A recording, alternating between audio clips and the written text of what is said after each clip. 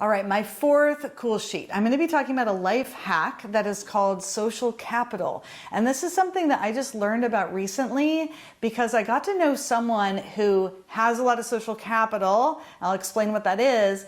But they have a different kind of life from what I have and from what I've seen before. And that is that they were often unemployed. They didn't have any kind of big fancy house. They didn't have a car. They didn't have all of those consumer items that usually people think that you need to be quote unquote successful. And yet this person, in terms of the kinds of access they had to going on trips and to going on boats and to doing all this sort of stuff, they were doing things like that all the time because they had a lot of social capital. So I started looking into this idea once I started understanding what this was and then learned that there was a term for it. I looked it up and I found a lot of information from this organization that studies specifically social capital, and they do research on it and they do a lot of education on it. And so they describe it as in the most simple sense as the aspects of the social context, which is the social part of it, that have productive benefits, or in other words, the capital part of it. So social capital arises from the human capacity to consider others, to think and act generously and cooperatively.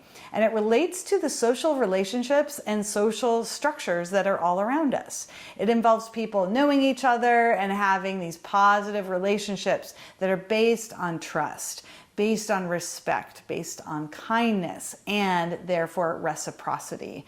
So it involves supportive social structures that can be either on an individual level, just one person and another person. It can also be a part of what the group dynamic could have, or it could expand and get even bigger, like in a company or even a country. So this idea of social capital is my cool sheet. Ah, cool.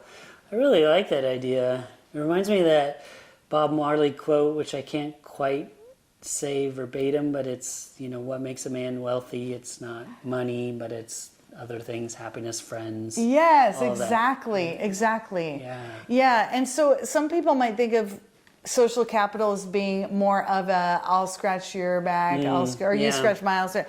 But that's really a superficial level. What social capital really means is more like what Bob Marley is saying, that it is that that it is sincere, and it's not just done to get something, but something, if you behave in a certain way, then your life will be enhanced and enriched and people can help each other. Oh, cool. Yeah. I love it. Well, I'm going to check it out even more. It's a good one. Because it's something I would like to implement even more in my life. Yes. All right. Well, my next cool sheet, I'm going to be talking about an artist, one of my favorite street artists, and I'm a little surprised that I haven't talked about him before. It's Shepard Fairey. Now, Shepard Fairey was born in February 15th, 1970. He's an American contemporary street artist, graphic designer, activist, illustrator, and founder of Obey Clothing. He kind of emerged from the skateboarding scene. He first had this experiment that Andre the Giant has a posse, or the Obey sticker campaign, while he was attending art school in Rhode Island. So what he did is he took this sticker that had kind of the face of Andre the Giant loosely based on him, and it was kind of flattened, and sometimes it said Obey and sometimes it didn't. And he used this kind of as a social experiment. He just started putting these stickers all around his town to see what people would do. And sure enough, people started talking, and some people thought it was a conspiracy of the big brother, like spying on them and how we need to resist and not obey them, and other people took it a different way. And really he didn't have any explanation, except for he just wanted people to be more aware of your surroundings and how we kind of gloss over all of these billboards and things that we're looking at, and we just don't recognize them anymore. And he just wanted people to kind of pay a little more attention. What he's really famous for is the Obama Hope poster. So a lot of people know what that is. It's this. It was used in this campaign. It was one of his official posters. He was also in Exit Through the Gift Shop. That's where I first kind of connected the dots of who this artist was and where his work what it was, but once you know that his style, you'll be able to recognize it anywhere. It's kind of got these two to four colors, and it's a very distinctive pattern. He also has a lot of geometric shapes and things like that. He's one of the most famous street artists in the world, but he's also in fine art museums all around the world as well. Shepard Fairey. I am so glad you talked about this. I know all of those pieces of art you're talking about, but I had no idea who did them. Oh, cool. So that's awesome. Oh, that's great. Well, Yeah. kind of like for me, I'm glad to connect the dots for you. Yes, as well. Because, exactly. yeah, I think a lot of people know his work maybe, but maybe not his name.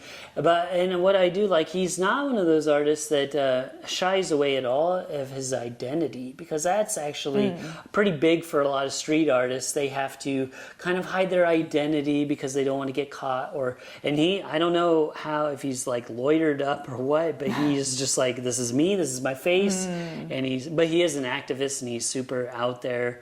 Doing really cool stuff for sure. Oh yeah. Heck yeah. Yeah. All right. Well, thank you for enlightening me You're to welcome. his name. I knew the artist, but didn't know who it was. My pleasure. Love it. All right, thanks again for tuning in, everybody. I'm Brian Hart. I'm Karen McFarland Holman, and tune in tomorrow for 2 more cool sheets. That's right, and don't forget, if you're enjoying the show, please like and subscribe. It really helps us out. And don't forget to stay curious.